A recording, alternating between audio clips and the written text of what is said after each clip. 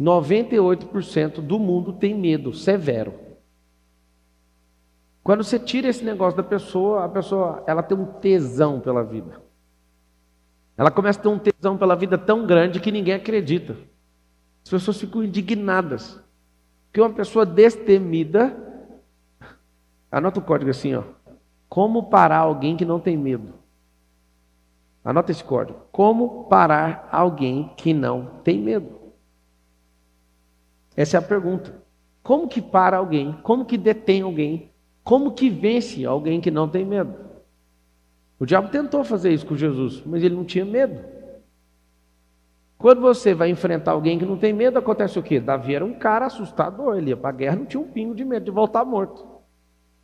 Quando você vê esses homens e essas mulheres, como a rainha Esther, não tem medo porque confiam no Senhor, já era. É muito interessante quando alguém fala que ama o Senhor, fala que é cristão e é carregado de medo. Não faz sentido. Se dependesse de mim, eu fosse controlar isso. O cristianismo não tem controle, você tem que saber. Mas se eu fosse controlar o cristianismo, eu só ia deixar validar o cristão se ele tirasse o medo de dentro dele. Porque o verdadeiro amor lança fora todo medo e quem não tem medo cai para dentro com tudo, joga todas as fichas. Né, comando? Mas quem tem medo, não. Quem tem medo é cheio de reserva. Quem tem medo é cheio de passo para trás, assim, ó. E aí Gideão faz o seguinte. Gideão pede a ajuda do Senhor. O Senhor fala, quer mesmo me ajuda? Então, eu não sei se você sabe. Você vai anotar aí. Toda vez que você pedir a ajuda do Senhor, você está arrumando um problema para você. É o problema de se você vai se sentir impotente para conhecer a potência dele. Essa potência do braço dele, não do seu suor. O seu suor tem um negócio interessante. Você soa quando muda a temperatura do seu corpo. Se você está parado, dificilmente você soa. Mas mudou a temperatura, começa a suar.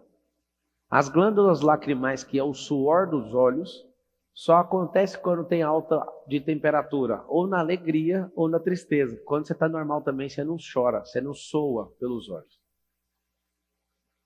Isso tudo sobre o esforço humano é muito bom.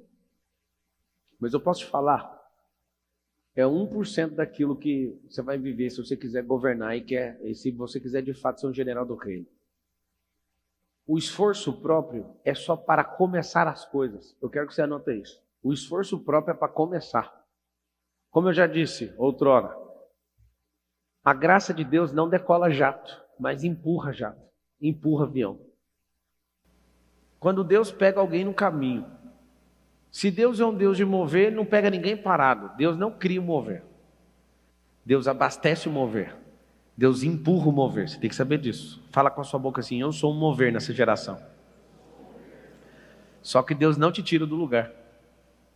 Se Deus tirasse do lugar, todo mundo que é cristão tinha saído. Só que como ninguém sai, não tem mover. Então o mover faz o quê? O Senhor, Ele patrocina quem se move. Então, seu esforço inicial é de sair. Põe isso na sua cabeça. O que você precisa inicialmente é só sair. A melhor coisa que acontece aqui, em Juízes 7, é o Senhor falando assim, bora selecionar as pessoas. A reclamação era o seguinte, 130 e poucos mil dos midianitas, amalequitas e o povo que andava com Gideão era 30 e poucos mil, 32. Senhor, nós precisamos de ajuda. Então o Senhor falou o seguinte, não é na capacidade, não é na quantidade. Aí o Senhor vira para ele e fala, vamos fazer o seguinte, bora excluir alguns. Quando eu falo para as pessoas assim, escolha as pessoas que você vai andar. Você acha que mais vale você andar com 20 pessoas que falam que te amam, mas são medrosas? Ou andar com 2 que são corajosas, nem te amam tanto assim, mas elas estão prontas para o crescimento, estão disponíveis para te ajudar, não te amam tanto assim. O que você prefere? Você sempre vai preferir a quantidade. Se você tiver problema de autoimagem. Mas se você entender o que é governo, se você entender o que é batalha, se você entender o que é jogo, o que é estratégia, você vai andar com menos gente. Porque quem não tem medo resolve o problema. Quem tem medo, Raimunda, essas pessoas fogem. de problema. Essa história para mim é encantadora, porque os que têm medo, eles não chegam no final de nada.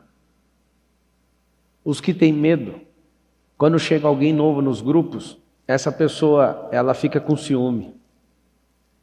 Porque se ela for livre e governante, o que ela quer é dar espaço para todo mundo, porque se todo mundo cresce, todo mundo avança junto. Mas a pessoa que tem medo, ela não deixa ninguém bom crescer perto dela.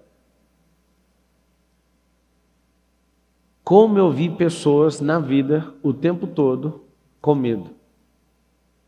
Como eu vi todos os tempos, esses últimos 15 anos, pessoas deixando de governar tudo porque tinha uma semente do inferno dentro dela. O medo.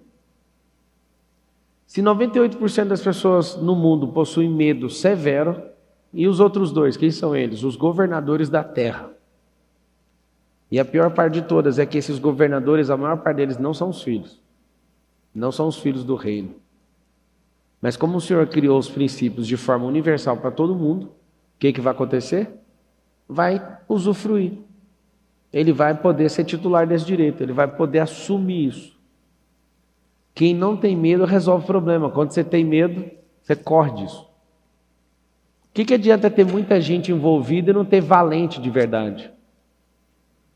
Quando Davi selecionou os valentes, ele pegou gente cheia de pitimba, cheia de problema emocional.